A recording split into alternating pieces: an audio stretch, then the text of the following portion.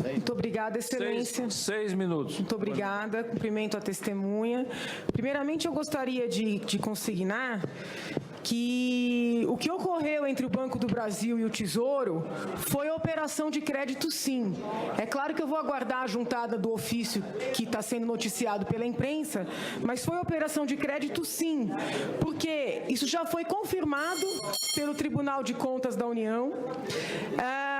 Durante anos, o Banco do Brasil contabilizou esses empréstimos como crédito a receber do Tesouro. Senhor, de silêncio, por gentileza, para eu escutar a advogada. Eu vou restituir vosso tempo desde o início. Muito obrigada, Excelência. Durante anos, o Banco do Brasil contabilizou esses créditos, esses empréstimos, como créditos a receber do Tesouro.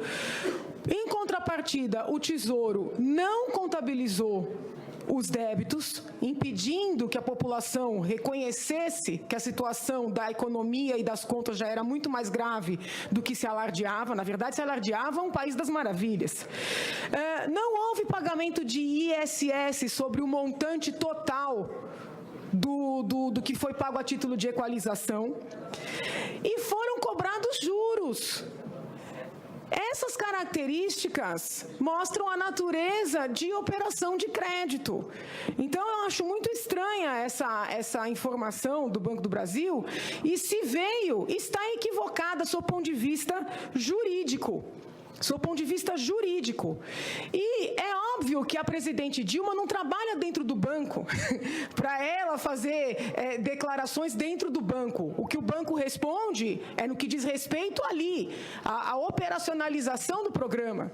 No entanto, a presidente Dilma, desde 2013, sabia que os bancos públicos estavam sendo utilizados para pagamento de programas do governo, e não eram apenas programas que beneficiavam a população carente. O relatório que saiu há 2 dias no TCU mostra que as operações de crédito bilionárias aconteceram durante todo o ano de 2015, ou seja, se prolongaram no tempo, no Banco do Brasil e no BNDES. E que fique bastante claro, foi mudada a regra para o pagamento para o BNDES acontecer em 24 meses, no entanto, sequer esses 24 meses foram observados.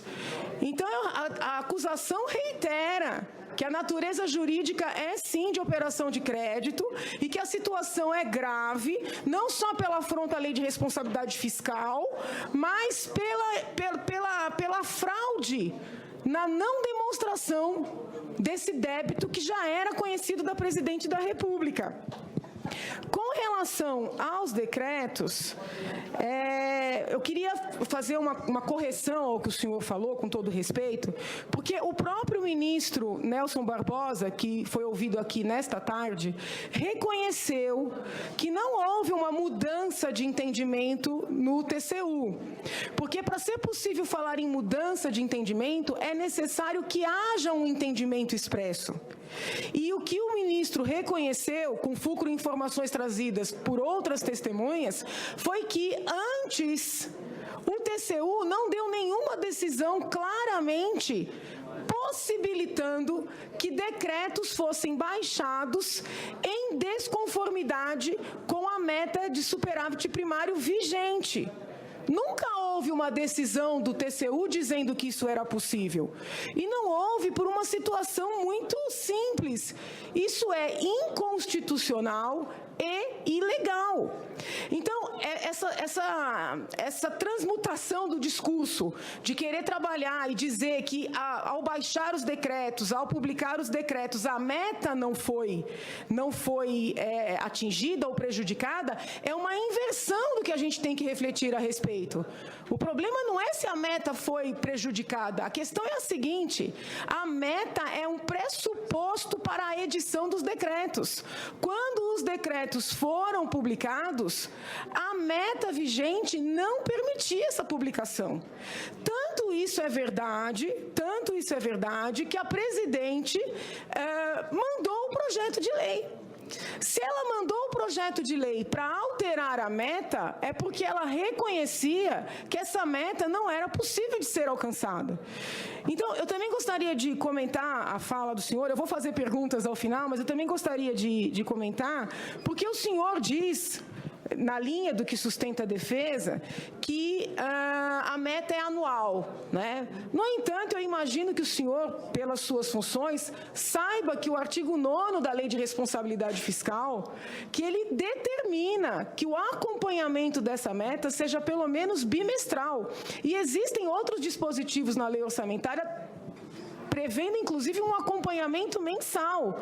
Porque, se não houver esse acompanhamento contínuo, como é que se vai garantir que, ao final do ano, essa meta vai estar preservada? Então, eu imagino que o senhor saiba disso. E que isso não foi feito.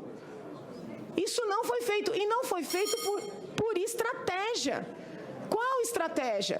Não era interessante para a presidente cortar despesas em ano eleitoral. Na verdade, a questão dos decretos, ela está muito relacionada com as pedaladas. As pessoas aqui, a defesa tenta cindir, mas está tudo muito interligado. Por que foram feitas as pedaladas, sobretudo em 2014, e tiveram continuidade em 2015? Porque o governo queria maquiar que não tinha dinheiro para pagar os programas, queria continuar alardeando que os programas teriam continuidade. E com relação aos decretos, baixou os decretos para não ter que fazer os cortes necessários. Verdade seja dita, o governo já sabia que precisava fazer cortes. Eu li hoje cedo aqui uma matéria mostrando que o ministro Mantega avisou a presidente da República. E ela diz com todas as letras, você quer que eu perca a eleição?